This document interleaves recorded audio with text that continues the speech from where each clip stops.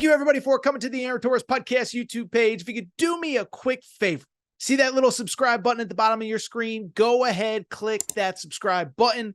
Really does help our channel grow, our audience grow, and I really do appreciate it more than you know. So click that subscribe button. Appreciate your support. Now, here's the video that you came here for.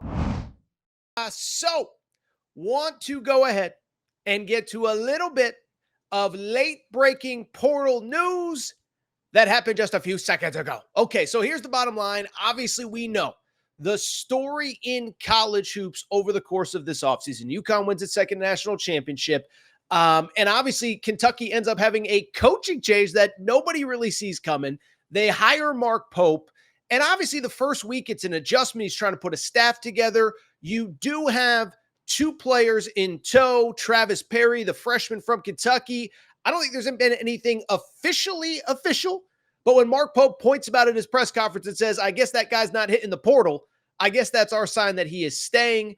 And of course, also we found out earlier this week that Mark Pope will be bringing Colin Chandler, a former four-star recruit, has not played college basketball as he has been on a 2-year Mormon mission with him from BYU to Kentucky. With that said, though, last time I checked, I mean, I'm far from a basketball historian, but I don't think you can play college basketball with just two players. And the big question everybody in Kentucky has wanted to know, who is the next big name that Mark Pope is bringing to Lexington? Well, just minutes ago, as I said, we got clarification because Amari Williams, 6'11" center, played the last 4 years at Drexel University. He committed to the University of Kentucky. That is right. As the kids say, baby. As the kids say, never a doubt. As the kids say, baby, we got hope in Mark Pope. That is right. By the way, you can see below, you can get your t-shirts at AaronTorresOnline.com/merchandise. By the way, make sure you're following our Kentucky-specific Twitter page, Torres on Kentucky. With that said, let's go ahead and talk a little bit about this Amari Williams commitment because it's big, literally, figuratively, for all of the reasons that you think, for all of the reasons maybe that you haven't thought about. And most importantly, it is obviously the third piece of what is probably going to be a 10, 11-piece rebuild this offseason. So first off, the news to me, at least to me, it is not surprising. And the portal is crazy and stuff changes rapidly. But how about this? Even before Mark Pope did that introductory press conference at Kentucky last Sunday, we already got news that this visit was happening for Amari Williams. So my assumption is he was probably one of the first calls that Mark Pope made once he was officially named the Kentucky head coach. When he is set to visit campus before the coach has even been introduced to the fan base, you know he is a priority. And I'll be blunt. When I saw how Mark Pope sort of introduced him to BBN on Saturday afternoon, I thought it was genius, okay? So for people who missed it, Mark Pope picks this kid up essentially at the airport, brings him to Keeneland Racetrack. That is right, the big horse racing track in Lexington. Listen, I saw a couple non-Kentucky fans kind of making fun of it a little bit. I thought it was genius. And you know why? Because at the end of the day, you can show them the biology department. You can even show them Rupp Arena, the craft center where you're going to work out, all that good stuff. But what better place to bring him than a facility with 9,000 people, probably virtually all of them University of Kentucky basketball fans who know there is a priority recruit on campus this week. And guess what's going to happen? He's going to be walking through. Everybody's going to recognize Mark Pope, and everybody's going to recognize a 6'11" guy next to Mark Pope. And so you know that right away there's just going to be 9,000 people at Keeneland. I'm sure you saw the videos chanting, you know, we want Amari, or come here, Amari, or we love you, Amari, we need you, Amari, whatever. I thought it was a brilliant marketing ploy by Mark Pope, and obviously he gets the deal done. Now, in terms of what Amari Williams is going to bring, listen, I'll say this, and you know, one thing, I'm going to be transparent with you guys and girls about all these players, right? Who I like, who I don't like, who I love, who I think is overrated, etc. I have said from the day the portal opened, because Amari Williams was one of the really early names to enter the portal, I've said I think this guy's one of the best players in the portal, or at the very least, one of the most impactful. 6'11", as every Kentucky fan knows, he was the two-time CAA Defensive Player of the Year, Colonial Athletic Association Defensive Player of the Year at Drexel. This past season, 12 points, 8 boards, just under 2 blocks per game. He did it in just 23 minutes played. And what's crazy is those numbers were actually down a little bit from his junior year when he averaged about 14 points, 9 rebounds, and 2.5 blocks per game. So this guy is capable. He's aggressive. He is a defensive stopper. And I think he's the anchor that you need if you are Mark Pope. Listen, Mark Pope is going to be able to find guys that can put the ball in the basket. Mark Pope is going to be able to find guys that can shoot 40% from 3. That's what Mark Pope does. That's how he plays. It's Kentucky. They've got a lot of NIL money. They are the blue blood program. You're going to be able to find guys that are 6'5" or 6'7" that can shoot, 6'1" that can handle the ball, whatever. There just aren't that many guys in the portal that are 7 foot tall that can change the game at the rim. And in the SEC, you need those guys. I mean, small ball is all the rage, but when you're going up against a Rick Barnes coach team, Calipari's going to have size whether you like him or not at Arkansas. Mississippi State, who you beat out, Chris Jan's tough physical team. You need that low post presence. Amari Williams brings it, and now you kind of start to see how Mark Pope is going to build it, shooting, spacing, ball movement, but you are going to have to earn your points at the rim. Now, in terms of what's next, because that's what every Kentucky fan wants to know, what's next for the Wildcats? Well, listen, I think it's a little bit complicated. First off, I mean, listen, we all know who Kentucky is pursuing.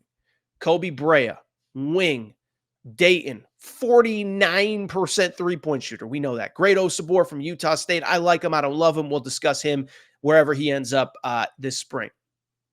We know they're pursuing Stojakovic from Stanford. We know they're pursuing a couple other guys. I think Sean Stewart is a name that has popped up over the last couple of days as somebody that Kentucky at least reached out to from Duke. So I could just throw out names and say, this guy's next. Maybe this guy. Maybe this guy. I don't think we really know for a few reasons. First off, Mark Pope keeping it close to the vest. He's trying to put together a staff. He's trying to put together a roster. He's making a million phone calls. When guys take over these jobs, you don't have 24 hours in a day isn't enough. And so in my opinion, to sit here and speculate, all I would be doing is speculating. But a couple things stand out to me. One, Mark Pope's going to have a really good team because I believe in him. I also believe in the staff that he's putting together. I tweeted this out the other day.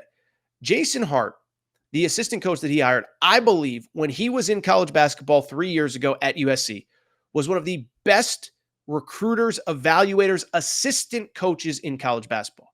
You can go and find tweets that I put out in 2021 saying the fact that this guy is not a head coach at the college level is an abomination. Former NBA player, 10-year guy, played at Syracuse in college, but he was at USC under Andy Enfield. And listen, I feel comfortable saying, outside of broadcasters like a Bill Walton, I would argue that I spent more time around USC basketball than maybe anybody else in the national media. And what I can tell you, I have nothing but respect for Andy Enfield. I don't think he gets enough credit, but Jason Hart deserves a ton of credit for the success that USC has had. Was a guy that, he's just he's awesome. There's no other way for me to put it. Hands-on coach. He's a complete coach too. Great on the court, great coaching, great teaching, great recruiter, great evaluator. I saw some of this in Kentucky Twitter. Well, who did he recruit at USC? Well, first of all, Evan Mobley, McDonald's All-American, 5-star. You heard of him? Went to USC. Onyeka, what is it? Why am I blanking on the kid's name? Because I'm thinking of Agana Onyenso, but that's not who I'm thinking of. I'm thinking of Onyeka Okongwu. I apologize, Onyeka Okongwu, McDonald's All-American, top 10 pick, played at USC. Now, he played in that season in COVID when the season got canceled. USC was really good that year in 2020. He ends up being a top 10 pick. Jason Hart recruited him. Also think it's worth noting, by the way, evaluation, DeAnthony Melton. I remember talking to Jason Hart about this 5-6 years ago. DeAnthony Melton playing in the NBA only had one power conference offer. It was from USC. He was trending as a first-round pick. He ends up ultimately getting suspended in that FBI stuff over nonsense, misses his entire last year, but guess what? He still gets drafted, still ends up in the NBA. I promise you, if he was playing college basketball his final year, that is a guy that would have been a first-round pick, averaged 11.5 points this year for the Philadelphia 76ers. So Jason Hart, Mark Pope, all these guys, they're going to get players, okay? Players are not going to be the issue. The other thing I would say to Kentucky fans, because I got a lot of this over the course of the last couple of days, was like, well, yeah, we're running out of time. What's going to happen? There's not enough players left. And all I will say to that, take a deep breath. There are going to be more players that enter the portal, and there are a lot of good players still available. And it was funny because I've been getting this a lot from all sorts of fans. Like, I'm worried, I'm nervous. Do we have enough guys? What's going on? Blah, blah, blah, blah, blah, this and that. But I would say, deep breath. As Aaron Rodgers once said, relax, R-E-L-A-X. And by the way, it doesn't just apply to Kentucky fans. Tennessee fans are freaking out. They don't have a roster right now. UConn fans, my alma mater, back-to-back national champions, guess what? All 5 starters are either graduating or have declared for the draft. Now, Alex Caravan could come back, but it doesn't change the fact that UConn might have to replace this entire starting 5. Arkansas fans, a little bit worried. You can pick any school in America. Nobody feels great about their roster at this exact moment. Duke has no players to really speak of except for freshmen. So the point I'm trying to make is, Kentucky fans, I know you want answers right now. You want a roster. You want to get to know these guys. You want to get to love these guys. I get it. But it's going to take time, and good players are going to come available. For fun, I went back and looked it up. The days that last year's best players committed, okay? So it's obviously, we're inching towards the end of April right now. I think that's fair to say, right? So I went back and looked it up. April 21st of last year. You know who committed April 21st? Guy by the name of Dalton Knecht to Tennessee. So on April 20th, Tennessee did not have its best player. Ryan Nembhard committed to Gonzaga April 21st. I think he's probably going to be an All-American next season. Harrison Ingram, North Carolina, committed April 22nd. Just declared for the draft, was an All-ACC guy. Hunter Dickinson, remember him, Kentucky fans? Remember him? You recruited him pretty hard. I remember. Didn't commit till May. Caleb Love, Arizona, didn't commit to May. Keyshawn Johnson, Arizona, didn't commit until May. Oh, by the way, Cam Spencer, an invaluable piece on UConn's second national title team, did not commit till June. Grant Nelson did not commit till June to Alabama. Zion Pullen, remember him? Florida, did not commit until June to the Florida Gators. So Kentucky fans, I know you want answers. Deep breath. Everything is going to be okay.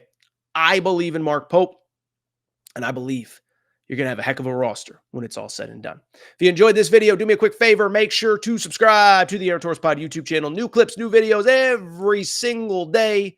Full episodes Sunday night, Tuesday night, Thursday night. Make sure you're subscribed.